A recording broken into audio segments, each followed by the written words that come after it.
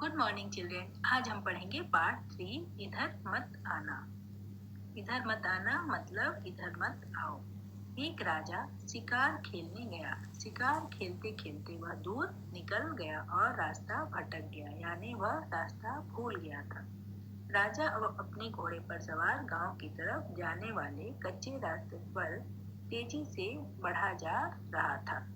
उसी गांव से निकलकर एक 10-11 साल का बच्चा कृष्णा कच्चे रास्ते पर चलकर गांव के बाहर आ पहुंचा।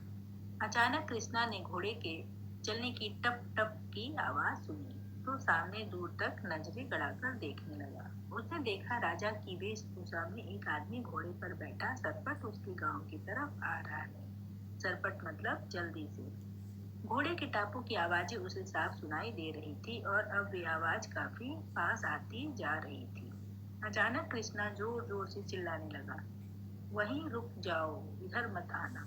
कृष्णा कच्चे रास्ते की दाहिनी तरफ से खूब दूर तक घूमकर मुड़ गया, फिर कच्चे रास्ते पर आकर भागते भागते राजा के सामने जा पहुंचा। राजा ने सामने से एक बालक को भागते हुए आते देखा तो घोड़े की लगाम खींच ली और रुक गया। कृष्णा अभी भी चिल्ला रहा था, रुको, वहीं रुको, इधर मत आना। कृष्णा के पास आने पर राजा ने कृष्णा से पूछा, बच्चे, तुमने मुझे क्यों रोका? कृष्णा ने कहा, आपका घोड़ा सरपट दौड़ा चला आ रहा था, यानी घोड़ा तेजी से दौड़ता हुआ चला आ रहा था।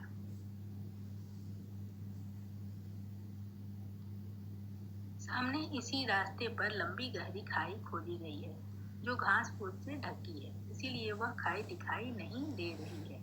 मैं नहीं रोकता तो आपका घोड़ा इसमें गिर जाता और आपकी जान चली जाती, इसलिए मैं घूमकर दौड़ता हुआ आपके पास आया और आपको आगे आने से बढ़ने से रोका।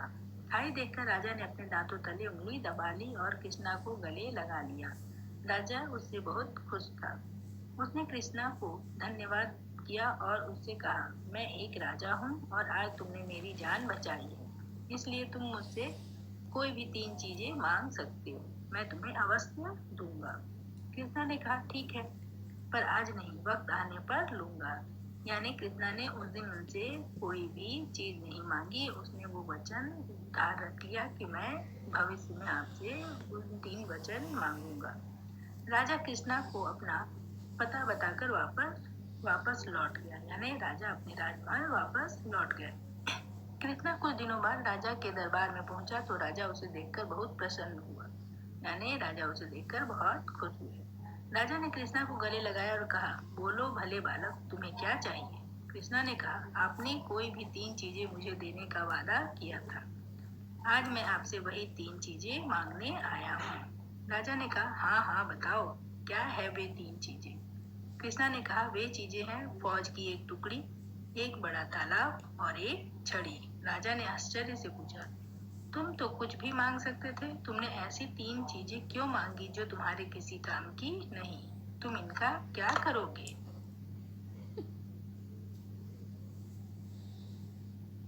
कृष्णा ने कहा, हमारे गांव में पास के जंगल से डाकू आते हैं और सब कुछ लूट कर ले जाते हैं। जिस कच्चे रास्ते से घोड़े पर चढ़कर डाकू गांव में आते हैं, वहां हमने खाई खोदी है और उसे घास फूस से ढककर छिपा दिया है ताकि जब डाकू आए तो उसमें गिर जाए, लेकिन इससे अनजाने ही में दुर्घटनाएं भी हो जाती हैं। इसलिए मुझे फौज की एक टुकड़ी चाहिए जो डाकुओं को मार गिराए और गांव के लोग अमन चैन से रह सके। अमन चैन मतलब शांति से। राजा बड़ा खुश हुआ।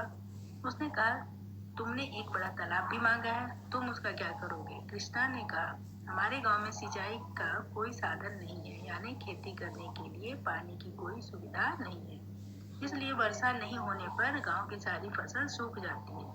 गांव में एक बड़ा तालाब होने से खेतों की सिंचाई हो सकेगी। राजा ने आगे कहा, और उस छड़ी का तुम क्या करोगे? कृष्णा ने जवाब दिया, मेरी दादी बूढ़ी हो गई है, चलने में लड़खड़ा जाती है, उन्हें एक मुठ वाली छड़ी मिल जाएगी तो उन्हें चलने में सहारा मिल जाएगा और वह कभी नहीं गिरेगी। कृष्णा की बातें सुनकर राजा का सीना गर्व से फूल गया, यानी वह बहुत खुश हुआ, गर्व से फूल गया। राजा ने कृष्णा की दादी और गांव वाले के लिए ढेर सारे उपहार देकर कृष्णा को विदा किया। सभा में सबने कृष्णा की जय जयकार की। राजा ने स्वयं अपनी देख रेख में कृष्णा के गांव के सभी समस्याओं का हल करवाया। इस प्रकार कृष्णा ने अपने गांव के लोगों की मदद की।